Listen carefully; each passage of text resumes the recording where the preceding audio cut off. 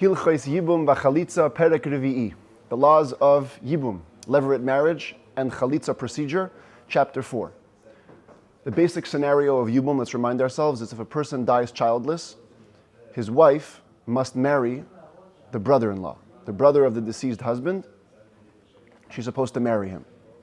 Now, if that marriage doesn't take place, either because they don't want to, or in different cases where they aren't allowed to, so then the bond between the brother-in-law and the wife needs to be dissolved in a different way. And this is called Chalitzah. And that's the topic of today's chapter. We're going to learn about exactly how this Chalitzah procedure goes down. So before we begin, it's important we should take a look at the verses in the Torah which Chalitzah is based on. So here it says, V'im lo yachpot ha'ish lakachat et yivimto. If the man doesn't want to take his yivama, the sister-in-law, in marriage, ve'alta yivimto hashara el hazkenim. So the woman needs to go up to the gate, to the elders, to the high court, ve'amra, and she actually says, and we're going to see that even today, this is part of the ceremony where she says these words, me'ein yivami lehakim la'achiv shem be'Yisrael. My yavam, my brother-in-law, refuses to make a name for his brother in Israel. Lo ava yabami. He does not want to take me in levirate marriage. And the next step, once she declares that, is the next verse, next two verses, V'nigsha yivimto elav le'einei hazkenim. The yavam must go with the yavam, the wife with the brother-in-law must go in front of the eyes of the court. V'chaltza na'alo me'al raglo, very important. This is stage 2. She removes his shoe from his foot. So first, she said that verse, my yavam refuses. Second, she removes the shoe from his foot. Third, v'yarka befanav, she spits in his face. Ve'anta ve'amra, and fourth, she must call out again and say, Kacha yeyaseh la'ish asher lo yivneh et beit achiv, so shall be done to the man who was not build up the house of his father, v'nikra shemo b'Yisrael, and his name will forever be called among Israel, Beit Chalutz Hanal, the home of he who had the shoe removed. Those are the 4 stages of Chalitzah. The woman makes a declaration. The woman removes the shoe. The woman spits and makes another declaration. We're going to see there's also another part where the Yavam has to answer. Yeah, today they do every single stage. It's a very rare occurrence, so much so that when it happens, this is an actual picture of a Chalitzah that took place recently in New York. Hundreds of people came to watch, because it's such a rare element of halacha you don't get to see very often.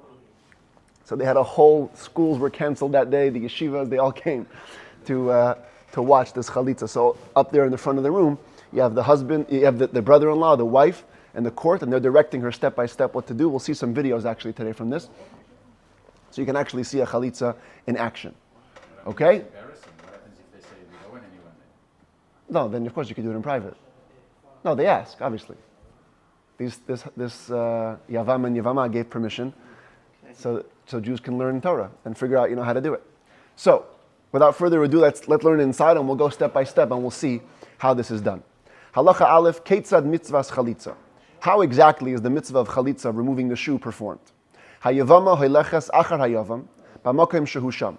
The Yavama, the woman whose husband has died, walks behind the brother-in-law, to the place where he is, Uba'ala dayanin. And from there they approach the judges. Vehein kaidin loy, v'noisnin loy eitza ha'egenes loy vala. The judges call the Yavam, they have a little discussion with him, and they figure out what's the best advice for him and for her. Today, we don't even go to the marriage route. We don't even do Yibum. We go straight for Chalitzah. But in those times, especially according to the Rambam, Yibum is the ideal scenario. So the judges would have a discussion to see if it's worth doing Yibum in this case. Figure out what's best for the couple. Im eitza toiva liyabim, if the best advice is to actually do levirate marriage, yoyatzin noisei liyabim, they would advise him to do Yibum. V'im eitza toiva lachloitz, but if the better advice was, don't get married, rather dissolve the bond, let everyone go into their own lives. Classic case, if she was very young and he was old, or he's a kainav who yelled, or she was old and he was young, it wouldn't be fitting to have a marriage come from this. So therefore, they advise him to do Chalitzah. Beis, when this advice goes into effect, the judges must first be seated in their place. They have to set a place to be sitting, and only then does the couple approach them. Here you can see this is the picture, same Chalitzah. This is the front where the court is sitting. These are the 5 judges. We're going to soon see it. Typically, a court has 3 judges. For Chalitzah, we typically use 5. So there's 5 of these rabbis that are sitting in the front of the room. They sit down first, so they set their place up.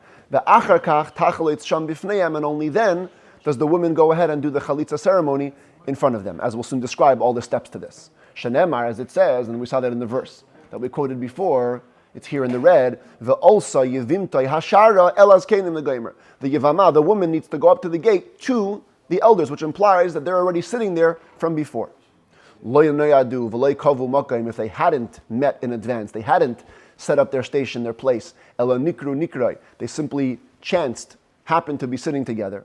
V'nikres hi v'hu lifneyan, and the couple happened to pass by them. The choltzu, and they did a chalitza, just happened to be. Can't really happen today because it's a super complicated procedure, but in those days, when it was more simplified because people wore the shoes that they used, they anyways were wearing, so this could have happened, just kind of pass by and do chalitza. Chalitzahs kashera, it's a kosher chalitza that will be done. But ideally, you have to do it in a place where the court is already set in place. Now, next stage, you're in front of the court. They then need to spend some time teaching the woman and the man to read their portions, because these verses, as we're going to see soon, the whole Chalitzah process must be conducted in biblical Hebrew, in Lashon HaKodesh. So you can't do it in English.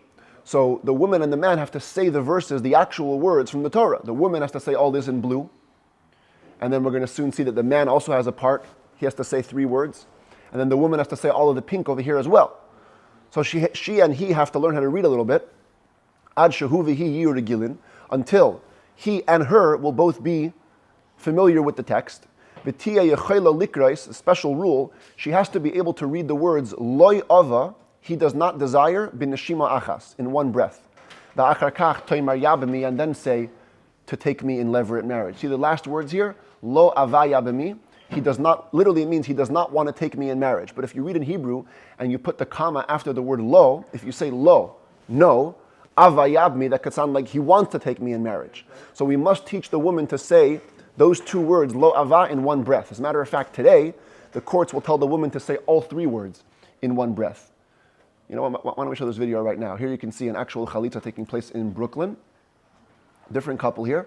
This is a woman who is doing the Chalitzah, and you're going to hear her get the instructions from the rabbi to say the words, and he's going to say all 3 words together, lo avaya b'mi, together. You're going to hear. Hold on. Now, look at him and say now these words after me. Me'ain, Yevami, Lehakim, Le'achiv, Shem, Bi Yisrael. Listen. Lo avoyabmi. Lo avoyabmi. Excellent. So you see that we teach her to say all the words together. Kedei shelo yiyeh mashma dvareha avoyabmi. So the implication of her words should not be that he wants to take me in marriage. Instead, you say lo avayabmi, and together he doesn't want to take me in marriage. Dalet.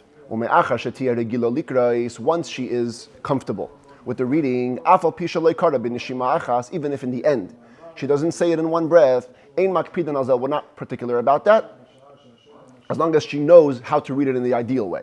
But if she cannot do the reading at all, we must first train her a little bit till she knows how to read. The procedure must take place by day, not by night. In front of 3 judges, at least 3, that know how to teach the reading. If one of the 3 is a convert, it's disqualified. Even if he's born Jewish, his mother is Jewish, but his father is a convert, also she should not do Chalitzah in front of such a judge until the father and the mother of the judge are both full Jews. The mitzvah, as I said before, is to do the Chalitzah in front of 5 judges, ideally, to publicize the matter. We want it to be more than a regular court.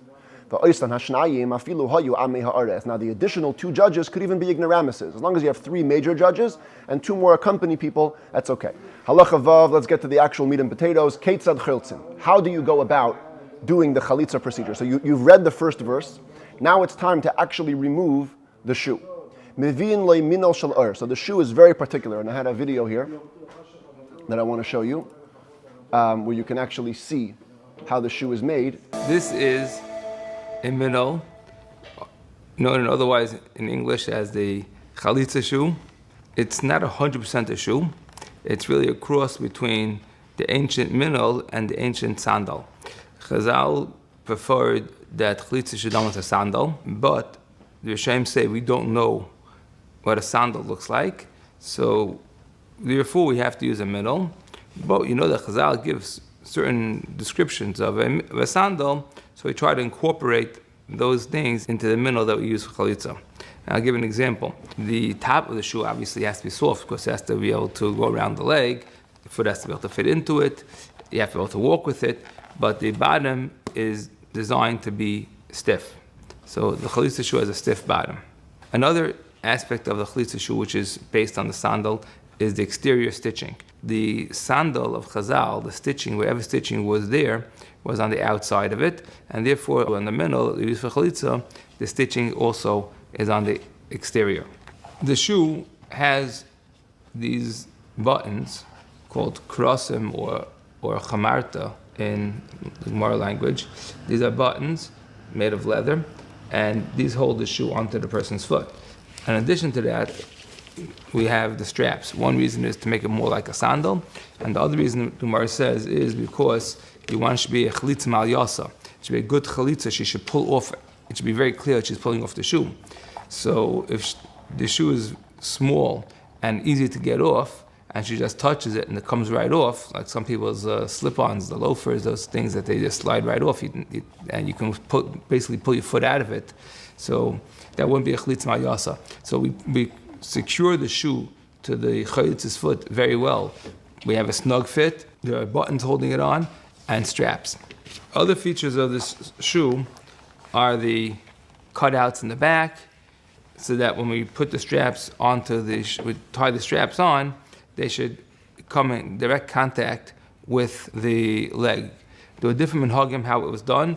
Some of the shoes that I've seen had very small cutouts here in the back and additional cutouts on the side. So this way it came in contact with the back of his leg and the side of his leg. This style of shoe has a wide cutout so that it contacts the back of his leg and the sides at the same time. Other features of the shoe are that the upper part of the shoe is low, has a low cutout. This area here is not supposed to go higher than the ankle. There are two minhagim about what type of lace to use to stitch around the edge. The most popular minhag is to use white, but there are some shoes made with black. And the difference between white and black is that in the time of Chazal, they used white lacing. So do you want our shoe to match Chazal's time, or do you want to give it a contemporary real shoe effect by using a more contemporary kind of lace, which would be black? The same would hold true of these straps that we use to wrap around the shin and shank of the chalitzahs. Are these supposed to be white or black? And it's the same question and the same reasons. The Maisa, I've seen shoes made with black or white lacing over here, but the straps, I've never seen any shoe made except for white. Everything from the shaft, the upper, the counter, the sole, every part of the shoe is made of leather. Machlekes in the Gemara and machlekes in the Poskim, whether any of these things can be made from pishton or basar here. But the Maisa, the halach is, and that's the minhag, that we use exclusively leather from a kosher animal. One thing is that you have to use veggie tan leather. What's veggie tan leather? The tanning agents come from plants, and there's no oil used in the process. There is a process of leather making called oil tanned, but the poskim say not to use oil tanned leather for chalitzah shoes. Leather has two sides to it. The smooth side, which was the hair side when it was on the animal, and the rougher side, which was the side which was on the inner side of the animal, which is called the flesh side of the leather. So you have to use the smooth side on the outside of the shoe, and the rougher side is on the inner side of the shoe. This is the halacha, this is the minhag, and it makes the job of the shamus who puts on the shoe a tiny bit harder, because the rule of leather is that it sticks to itself. So if you want to put a person's foot into the leather shoe, so leather with skin, it's going to stick to itself, it's rough, and it's going to be hard to get the foot in unless the shoe is too big. But if the shoe is too big, then you have other problems. So you use a shoehorn, whatever you can to get the shoe on. But it does make it a little bit more difficult for the shamas to get the shoe on. So seeing all those details, you can appreciate a little more what the Rambam says here. You bring a leather shoe that has a heel, it has a bottom. It's not stitched with linen. It has to be stitched also with leather stitches. The Yavam puts it onto his right foot. And you must tie the straps onto the foot.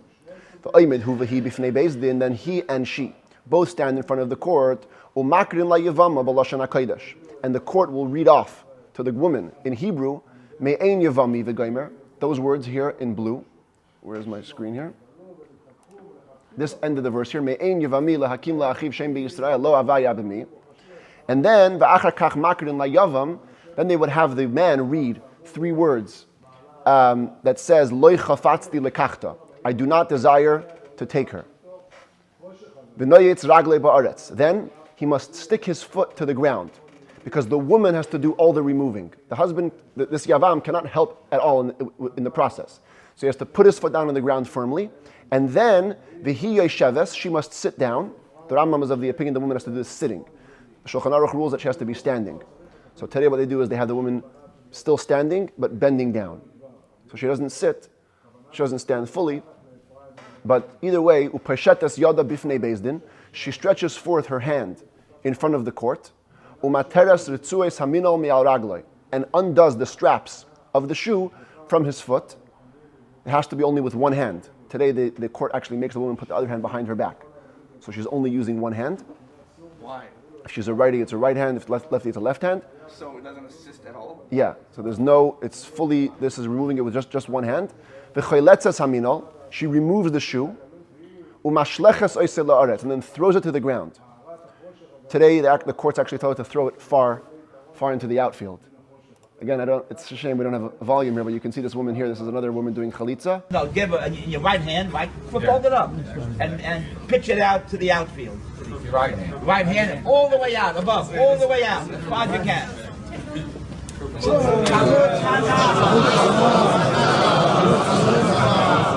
There you go. She threw it. You see? Why do you have to throw it so far? To show that it's completely removed. And it all has to be in front of the court, otherwise. Yes, the court must watch every step. I want to see the speeding. Yeah, the court must watch every step. Huh? Do you have a celebration? Do you have like a meal? No.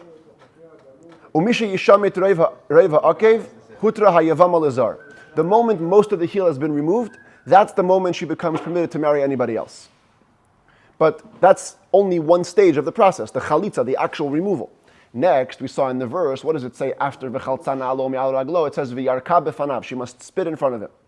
It says the Rambam Malacha Zayin, v'achar kach, afterwards, Oimedes, she stands up, because according to the Rambam, she was sitting down before, she stands up. V'yarekes ba'aretz keneged panav, she must spit at the ground, in front of the Yavam's face. Roik hanira l'dayanin, enough spit that can be seen by the judges. So she has to gather up some saliva and spit it out. Shemitzvah's Chalitzah, because the mitzvah, the ideal mitzvah of the Chalitzah is that both should be standing during the reading and during the spitting. The judges must see the spit coming out of her mouth. As a matter of fact, the court tells the woman not to fast all morning. So all she has is raw spit. There's no food coming out, no other things coming out. She must fast since the morning, and then she has to spend about a minute gathering up saliva in her mouth, and then spit in front of the judges. And sometimes you can see on the videos this takes a couple of tries because they have to be able to see it.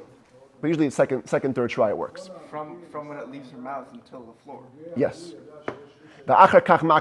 Then they have her read the end of the verse.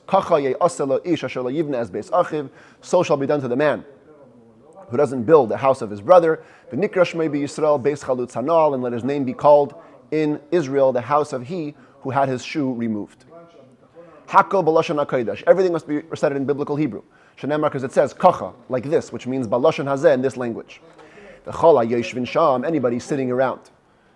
You saw this, here it's a big crowd sitting around by this Chalitzah. They all have to call out. Whoever is there has to call out. They call out those last 2 words. Removed of the shoe 3 times.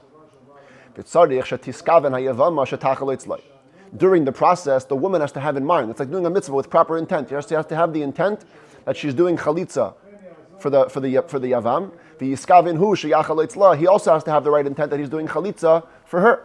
They must do these deeds with the intent of fulfilling the mitzvah.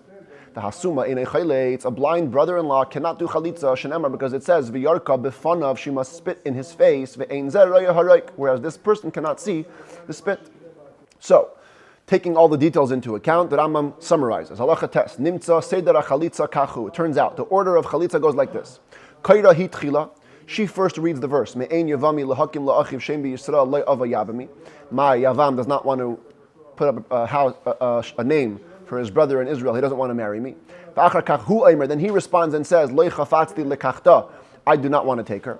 Then she removes the shoe. Then she spits. And then she reads the final verse.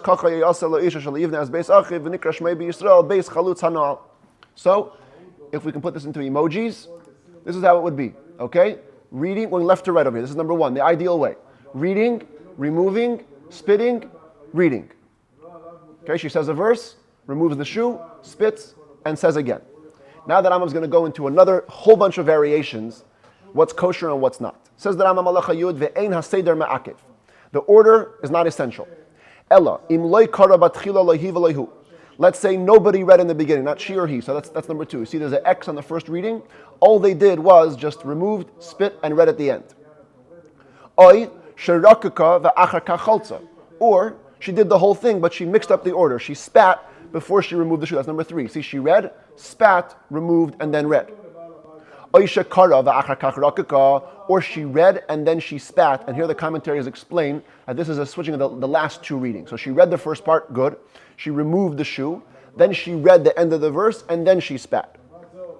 Chalitzah sakshera, in all of these cases, the chalitzah is kosher. Now, in the last case over here, why not go back and spit in the proper order? In other words, why don't we say it's a kosher chalitzah and let it go? Why don't we redo? Because people watching might say, Rekika levada eina klum. That spitting alone is nothing. Ve'eina peiseles mina achin. It does not disqualify her from marrying any of the brothers, and the truth is not that way. As we saw the other day, when you have potential brother-in-law who could do Yibum or Chalitzah, the moment Yibum or Chalitzah is actually performed, the bond between the woman and those brothers are forever severed. They can never ever get married. That's true even if she just spits. Even if the whole Chalitzah process isn't fulfilled, just the spitting is done, there's already an element of significance to that in which she can no longer ever marry the brothers. That's why if she does it out of order, we leave it as it is. We don't want to redo it, because then somebody might think, oh, maybe the spit on its own is not powerful enough, and it is. It is powerful enough for that. So it's like extra for no reason. Exactly. Let's examine some other cases. Halacha Yud Beis Cholza Bilvat. If all she did was remove the shoe, that's number one over here. See, no reading, no spitting, no reading, just removing the shoe.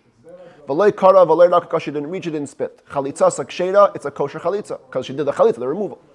Ve'ein tzarich leimar. Needless to say, shecholza v'kara v'loi rakaka, if she just removed the shoe and read, and here we're talking about the last reading, so that's number two here. No reading in the beginning, remove the shoe, no spitting, but yes, reading at the end. Oy shecholza v'rakaka, v'loi kara, or just the middle two. No reading in the beginning, no reading in the end, just removing and spitting. Shechalitzah sakshera, again, all the scenarios on this screen are kosher. When do we say this? If both the wife and the yavam were able to speak. In which case they're fitting to read, and so even if they didn't actually read, but they could read, it's kosher. But if either she or he is mute, they cannot do chalitzah. If they did the chalitzah, it's a disqualified chalitzah ceremony. Now, unlike a deaf mute, if they were fully deaf mute, if they did chalitzah, it's considered nothing. This is called a disqualified chalitzah, and we'll soon see the difference. Deaf mutes are not considered to be mentally sound. And so their act is worthless, totally meaningless. If it's just mute, then it's a disqualified chalitzah, and again, we'll soon see the ramifications of that. Halacha yudalid rakaka bilvad, if all she did was spit, shaloi cholza v'loi kara, no removing, no reading, just stage 3 over here. Or just spitting and reading at the end, but no actual removal of the shoe, harezu kachalitzah psula. That's like a disqualified chalitzah. Kara hivahu v'lei cholza v'lei rakaka. If they only read, but no removal, no spitting, lei asa klum, nothing has been done. Shenemar, because it says kacha ye'aseh la'ish, so shall be done to the man. Shahamaisa shu hachalitza v'harekika hu shamayil. It's the action, the removal, the spitting. That's what helps. Avalakriya ina ma'akeves ve'ina ma'eles. The reading before and after, it's not essential, and it doesn't help if you only do it with nothing else. Halacha tezvav, we said before, they have to be standing. Cholza v'rakaka v'kara. V'heim yoshvin emutin al tzideyen. If they did the removal, the spitting or the reading, while sitting or leaning over to the sides, oisha hayasrei chanal kosher al sheikai mino arkuba ulemata, or the shoelace was tied around his foot, only below the knee, but not on his actual foot, so the lower part of his leg, but it didn't actually reach his foot. Or the whole procedure was done in front of 3 judges who are ignoramuses and don't know how to train in reading. If a blind person did chalitzah after the fact, the chalitzah is kosher. However, cholza balayla, if they did the chalitzah procedure by night, or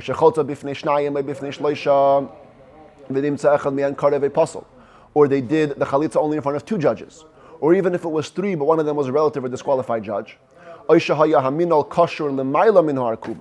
they tied the shoe totally above the knee, not at all on the lower part of the leg, or he untied the laces and she only pulled off the shoe, or she untied the laces but he pulled it off his leg, or only she had proper intent and he didn't, or he had intent and she didn't. Or if a minor girl under bat mitzvah did chalitzah to an adult man, chalitzahs and pesula, their chalitzah is disqualified. Similarly, if there's only one judge watching, or even just privately done the procedure by night, harezu chalitzah psula, that is a disqualified chalitzah. But a deaf mute, a mentally unstable person, or a child who did chalitzah, or if somebody performed chalitzah on a man who, in a situation where there's actually total exemption from chalitzah or yibum, ain't a chalitzah, it's not even a chalitzah at all. Disqualified chalitzah, no chalitzah at all. So that's a different level, as we'll soon see the difference. Yud Zayin, yavam sheragle hayamanes chasucha. If a yavam is missing his right foot, so he cannot wear the shoe, ain't a chalitz bismail. He cannot do chalitzah with the left foot. If she did it from the left foot, it's a disqualified chalitzah. If his foot was bent over backwards or turned over on its side in a very unnatural way, like a ballerina. He walked only on his tippy toes. He didn't walk with his heel. Normally, he cannot perform chalitzah. Part of the procedure is where the guy must stick his heel into the ground. He cannot. If the woman performed chalitzah with a man who has a foot like that, deformed, or he cannot walk properly, her chalitzah is disqualified. If the woman doesn't have hands, she can do chalitzah initially, even with her teeth. Doesn't say anywhere in the verse, take it off with your hands. Take it off with your teeth. As a matter of fact, there's a biblical story about this. When Avner and Yoav, Shaul's general and David's general, the way that Yoav killed Avner is that he asked Avner to demonstrate how to do chalitzah with the teeth. Because they were both Torah geniuses. So Yoav made as if he wanted to learn Torah from him. He put out his foot with the tied laces and he said, Avner, can you show me how to do chalitzah with the teeth? And so he bent down to demonstrate and he killed him. That's one of the sources where it's actually spoken about. Cholza b'minal shel beget. If she did the chalitzah procedure with a shoe not of leather, of cloth, ein a chalitzah, it's not a chalitzah at all. Avalim cholza b'minal she'ein le'akiv. But if she did the removal procedure with a shoe that has no heel, or it was sewn with not leather stitches but linen stitches, or it was made out of goat's hair, or the inner bark of a palm tree, or cork, or wood, it was too big for his foot. He can't walk in it. It was too small, doesn't surround his entire foot, most of his foot. Or it's torn and doesn't cover the most of the foot. Or it was destroyed. Part of it was torn away, and it cannot receive, it cannot hold most of the foot. Chalitzahs psula is a disqualified chalitzah. What if it was a wooden sandal, but it was covered with leather? Or the bottom was leather, and the top was made out of goat's hair. Or she took off a left sandal from the right foot. Or he didn't own the shoe. Or it was big, but he could walk in it. It was small, but it covered most of his foot. It was torn, but it still covers most of the foot. Or its sole was open, but it can still hold most of the foot. Chalitzahs, in all these cases, it's a kosher chalitzah. As a matter of fact, since today the chalitzah shoe is so uncommon, part of the procedure is that the court hands over the shoe to the husband, to the brother-in-law, and he must acquire it, must become his before he puts it on his foot. Sandal. Do you recycle them after you throw them? Yeah, the court takes them back. So you can actually pay for it. You have to just do like a halachic acquisition of it. You lift it up, it becomes yours. The Rabbanut in Israel does about 20 chalitzahs a year. So it's a lot, but it's pretty uncommon. Halacha chaf. Sandal hamusgar v'hamuchlat. A sandal which has become afflicted with tzarat. The lesions that can appear on your skin, on your home, also on your clothes. When a piece of clothing gets tzarat initially, it has to be closed off for 7 days and then checked again by a Cohen. That's called musgar. It's in the closed area. Muchlat means it's been totally decided that it has tzarat. It's for sure impure. Or sandals that are used as decorative adornments for idols. They would put them on the foot of the sculpture. Should not be used for chalitzah. If she did use it for that, chalitzah sakshera, it's a kosher chalitzah. Even though it's forbidden to derive benefit from idol worship, it's okay. But if a sandal was used in an offering to an idol, or it was from a city that was totally persuaded to serve idols and it's supposed to be burned, it was made for a dead person to be buried with. If she used such a shoe for chalitzah psula, to disqualified chalitzah, because it isn't meant to be walked with, it's meant to be burned or destroyed. If she tore the shoe off his foot, she didn't untie it properly and take it off, she just tore it off. Or she burnt it off his leg. Or he was wearing two shoes, one on top of the other, and she took off the outer shoe. Even though in the end she tore off even the bottom shoe to the point that the foot was uncovered, it's a disqualified chalitzah because she must take it off of his foot directly. If a yivama had eaten that day some garlic or some type of spice that increased the saliva to the point that saliva was dripping from her mouth, it isn't anything. She must produce the saliva from herself. That's why I said before, they make her fast all morning so she can come with pure saliva. If she spat blood, if it was dripping from her mouth, it's nothing. But if she had sucked it out of her gums, let's say, and then spat it out, kosher, it's kosher. Naturally, when you suck up blood, it will also come with saliva. If she spat, but the wind got a hold of it before it reached his face, that's why he was shorter than her, and she spat, and then the wind blew it away. She was tall, he was short. It's nothing. But once it passes his face level, even if it didn't reach the ground, kosher, it's kosher. Similarly, after the fact, if the judges didn't see the spit leaving her mouth, kosher, it's kosher. But they have to see it when it reaches the floor. I believe so, yeah. Chavdalet, chalitzah mutes.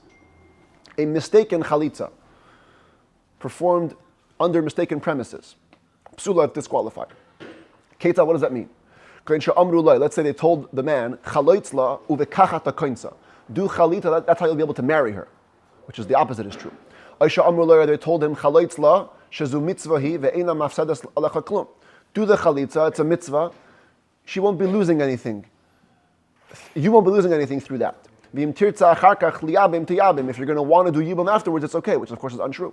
V'chayetzer b'dvarim elu or anything like it, psula, it's disqualified. Avolim hituhu v'amrule. But if they fooled him with an outside factor and they told him, listen, Chalitzah al menas shetitin lach masayim zuz. Ayal tanai kach v'kach, do the Chalitzah and she'll give you $200 or some other condition. Afal pishalei nas navalei niskayim atanai. Even if she didn't give the money or the condition wasn't fulfilled, Chalitzahs kshera, it's a kosher Chalitzah. Sheni niskab ben lachlis. Like his bottom line is he had the intent to do the Chalitzah. He had the intent. Yeah, he thought he's getting money, but doesn't matter. He had the intent to do the act. She's fooling him. Doesn't matter. If she's fooling him within the Chalitzah itself, he has a mistaken premise about the mitzvah itself, that's not allowed. But if it's an outside factor, it's okay. If a man issues a protest over the Chalitzah, it's like, I'm about to do this, but I don't want to do it, it's going to be nullified. Chalitzah, it's actually disqualified Chalitzah. Therefore, it's important that the judges tell him before, to cancel any future protests, as you do with a divorce. Matter of fact, on the videos I was going to show you, but you can see, it takes a whole, about 3 to 5 minutes. He must read a whole bunch of texts. Any previous protest, any future protest, anything I said that can be construed as a protest. It's a whole thing. Really? And that's part of the beginning of the Chalitzah procedure. It's called Bitul Meidah. They cancel all the possibilities of nullifying the Chalitzah.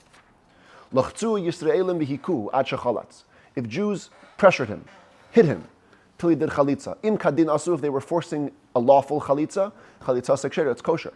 V'im shalei kadin asu, but if they weren't doing it lawfully, again shahayo hed yotes, eshato, they were amateurs, or they made a mistake, Chalitzahs psula, it's a disqualified Chalitzah.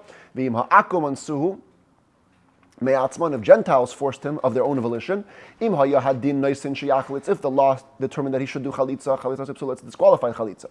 V'im shalei kadin, if it's not proper, if it wasn't lawful, eina Chalitzah, it's not a Chalitzah at all. Now that Rambam explains the difference in these expressions. Chavav kol makom she'amarnu. Any place in this chapter where we say, Eina chalitza, or loy asa klum, or eina klum, if we use the word, it's not a chalitza, he didn't do anything, or it's nothing, it's as though she never, ever did the whole procedure to begin with. Her relatives are not forbidden to this man. She hasn't become disqualified from marrying a Cohen. She can still do levirate marriage. But if the words that we used were disqualified chalitza, it's kind of not here nor there.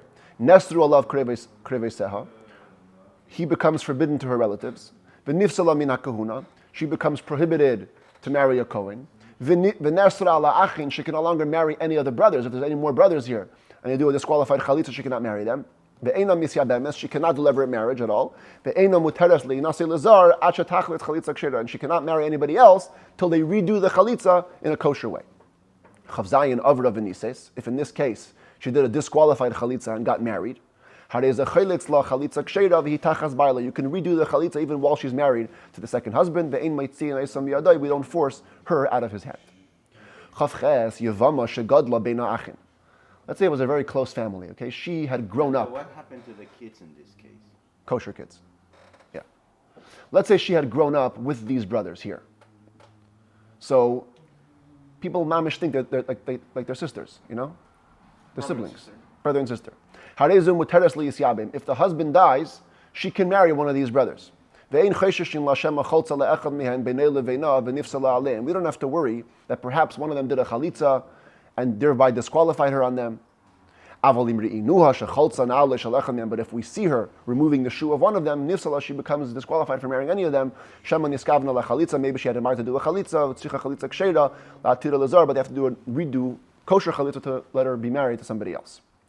Chavtes, get chalitza sha'anu kaisvina. The fact that today we write a document recording the chalitza, einay ela maisei beis din. It's only a legal record of the court. So she should have a proof that she had chalitza done to her. It's not like a divorce document which actually effectuates the divorce. It's simply a record. I looked online.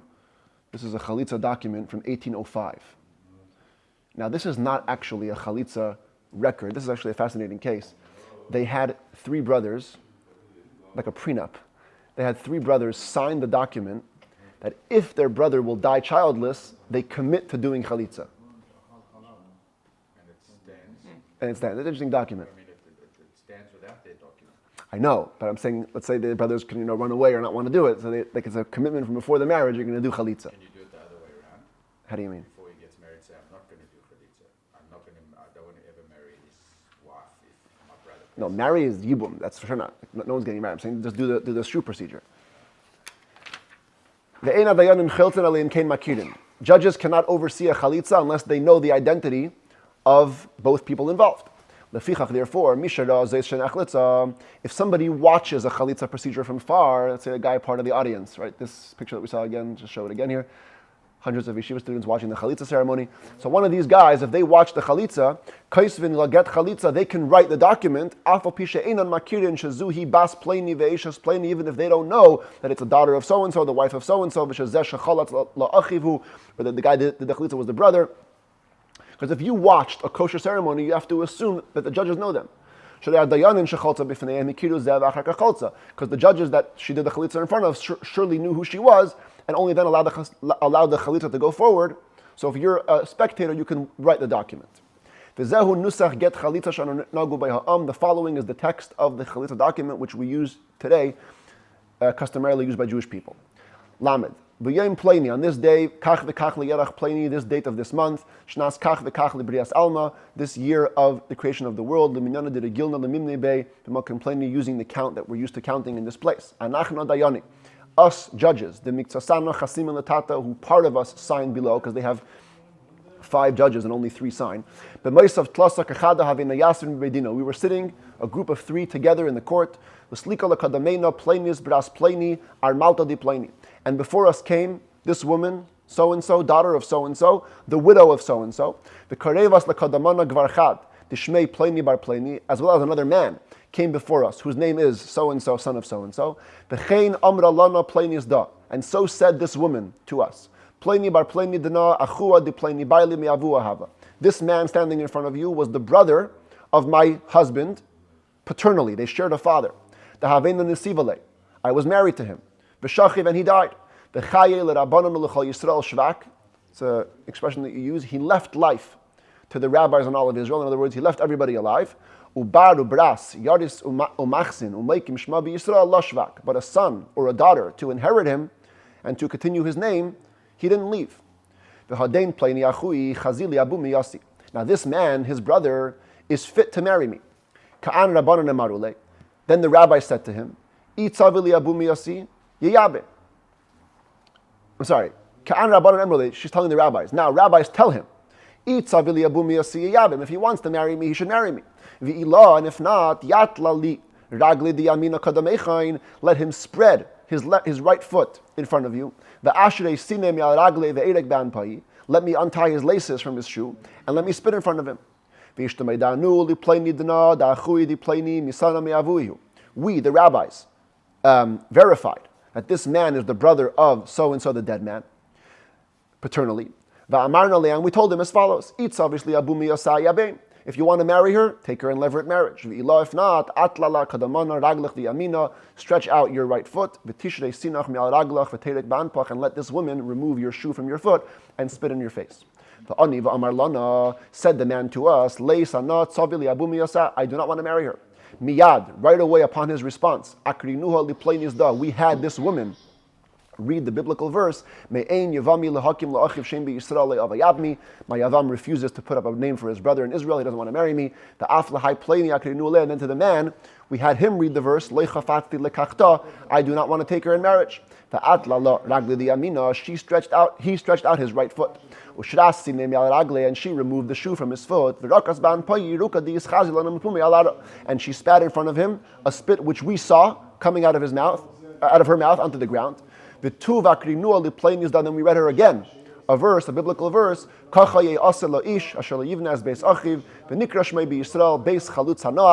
So should be done to the man as one to build his brother's house, and his name will be called the house of the removed shoe. And us, the judges, and all those who were sitting there, we answered after him, we said those words, remove the shoe 3 times. And the moment that all this was done in front of us, we allow this woman to go and marry anybody that she wants. Let nobody protest against her from now till forever. This woman asked us for this record of the Chalitzah, and we've written it, we've signed it, we've given to her as a merit, like the religion of Moses and Israel. Pliny bar Pliny aid, Pliny bar Pliny aid. Two of the judges sign it as witnesses. Signed on it as witnesses should be 3 judges, or 2 out of the 3. Or 2 who saw the Chalitzah, even if they're not the actual judges who oversaw the process. As we explained. Even a woman, even a slave or a child who understands, has intelligence, are believed to say, they can testify to the identity of the people. This is this man, this is the widow, the Chalitzah, and they do the Chalitzah based on their testimony. Not so by other testimonies, whether for monetary or prohibition issues, these people cannot be trusted, but over here they can. Why? This is a matter which is going to come out, and anyway, it's going to be verified. We don't need them to verify the truth. We'll find out eventually who this man and woman are. As we've explained in the end of the laws of divorce. Now, all the foregoing is if Chalitzah takes place. But if the Avam wants to do Yibum, the levirate marriage, to go forward, and according to the Rambam it's allowed, Mekadesh u'meyabim. He must give her a ring, consecrate her, consummate the marriage, V'kaisev l'ksuba k'meisha haidanu, and write a ksuba, a marriage document, as we've talked about in the laws of marriage. Here's a marriage document. Now the truth is, for a levirate marriage, it's a bit of a different text. Says the Rambam, V'zeu nusach ksubas yevamin shenohagu ha'am. This is the text of the ketubah of levirate marriage, what the people have accustomed to write. Lamed beis, b'yayim pleini, kach v'kach liyarach pleini, shnas kach v'kach leminyan pleini, leminyana diragilna leminyan b'makim pleini. This day, this date of this month, this year of this count, the count that we used to count in this place, eich pleini ben pleini asal l'kadamena. We record how so-and-so, son of so-and-so, came before us. V'chein amar lana, and said before us, achi demin abba shchiv. My paternal brother has died. He left life to all the rabbis, to all of Israel. But he left no son or daughter to inherit him, to build his name in Israel. He also left a wife, whose name is so-and-so, daughter of so-and-so. It's fitting, Torah allows me to marry her. As written in the Torah of Moses, her Yavam, her brother-in-law, should marry her. Utzvias pleini da, and the woman wants. V'yisyavmas lepleini bar pleini yavama lu'ukum ishma b'Yisrael. She desired to go into the marriage with this man to raise the name in Israel. K'dichsiv, as it says, v'haya ha'b'chayr asher teleid yakum al shem achiv ameis. The eldest brother should stand up in the place of his brother who died and marry her. V'kasav lepleini yavama lepleini sivimte k'sav zuzei masam nechazila.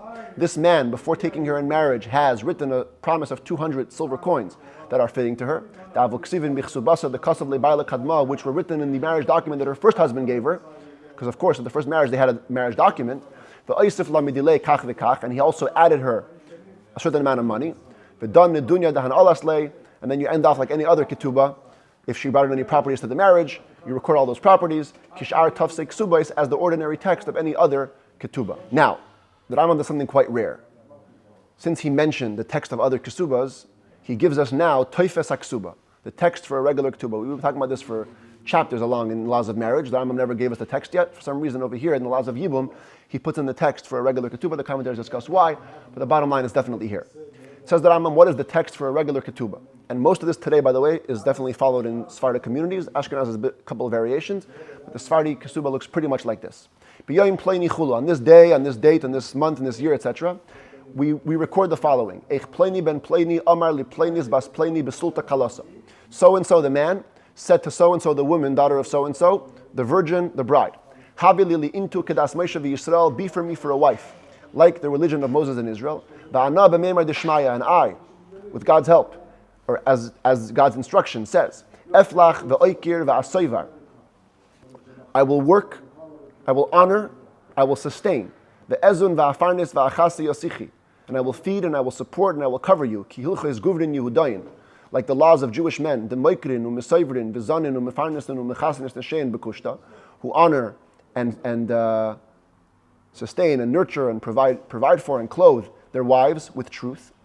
And I'm giving you as the price for your virginity, Ksav Zuze Masan, 200 silver coins, the Inun Mizuze Kaspa Chafhei, which are actually 25 pure silver coins, the Chazu Lichi Mideraisa, which are fitting for you biblically, Umezenaichi Uksusaichi Vesipukaichi, Umealalaichi Kaedach Kalara, I will give you food, I will give you clothes, I will give you all your needs, and I will have relations with you like the way of every person on earth.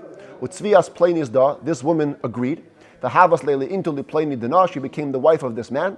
Viratza v'haisifla tesefes alikar ksubasa.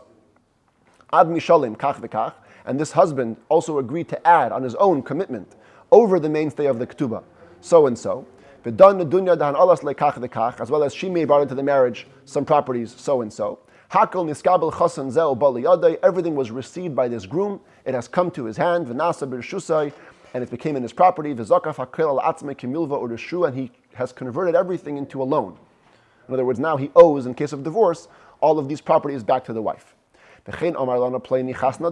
said to us this groom, the responsibility for the entire ketubah. Ikar ksuba, unadunya, v'teisefes, shartanoi ksuba. The mainstay, the property she brings into the marriage, the additions, all the other conditions. Kabbalis alai, val yarsi basrai. I accept that upon myself, and all my heirs will take over the lien. The lien will go onto all the beautiful, best properties that I have under the entire heavens. The kanoi, which I have already owned and I will in the future own. Whether real estate, whether movable property. They're all going to be on lien, on guarantee to this ksuba, the entirety of it, the mainstay, the property she brought in, the additions, to be paid back in my lifetime or after my death, even if it means the shirt off my back. I will fully pay this ketubah.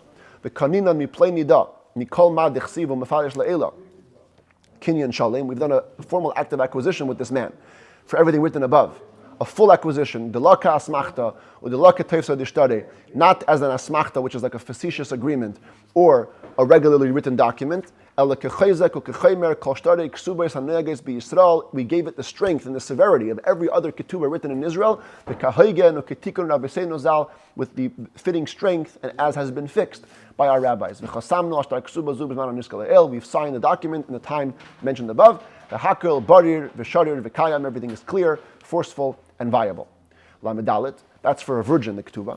If it was a widow, ketubah, kaisev, you write, plainis almanta, so and so the widow. You don't call her the virgin. If it was a divorcee, kaisev, plainis hagrusha, you write a divorcee.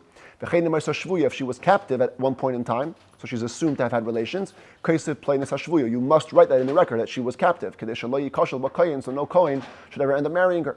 The kaisev, and in all these cases of a widow, divorcee, or captive, you write instead of 200, you write v'yahivna lichi meharaichi ksav zuzi meya. I'm giving you your price, 100 silver coins, then mizuzi kaspa teresa rupago, which are 12.5 pure silver coins, the chazir lichi v'chulu, which are fitting for you, etc. Lamed hey, kishakaisvin get yivamin, or ksubas yivamin, when we write a record for Yibum, either for Chalitzah or for Yibum, misartet makam apsukim, very important. In a regular ketubah, there are no biblical quotes. But in the Yavam Ketubah or Chalitzah get, there are biblical quotes. And biblically, any words from the Torah we cannot write without ruling the lines, like you see in the Torah scroll. So you must rule the place of putting in the verses. You cannot write 3 words from the Torah without lining the place where you're going to write. If a woman did Chalitzah, she can get married that day. Because anyways, the whole procedure cannot begin until she waits those 90 days. So the day she does Chalitzah, she can right away get married and move on with her life.